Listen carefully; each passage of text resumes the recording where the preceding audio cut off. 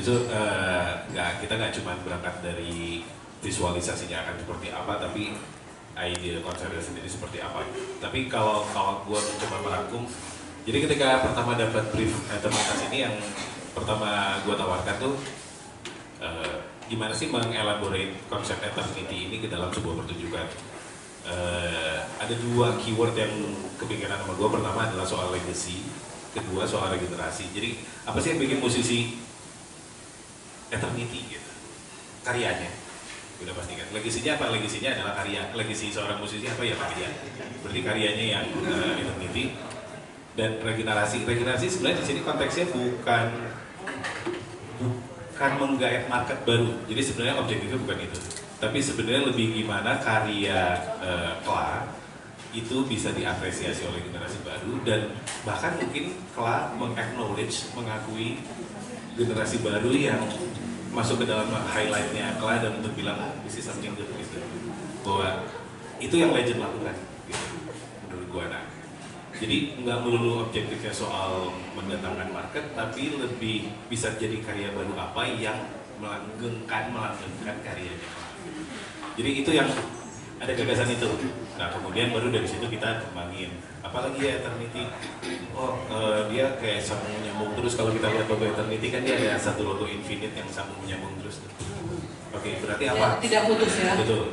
Berarti apa? Oh, show-nya jangan sampai putus. Kita selalu siapin transisi ketika ada pergantian ini itu. Makanya ada 2 panggung. Salah satunya. Terus begitu secara visual juga gimana kita desain stage supaya bisa fleksibel menampung berbagai ide visual. Dan kebetulan insya Allah kalau tidak rintang kita akan dibantu sama Isya Hening juga nanti untuk visualnya gitu. Jadi Isya Hening pokoknya. Nah, kan.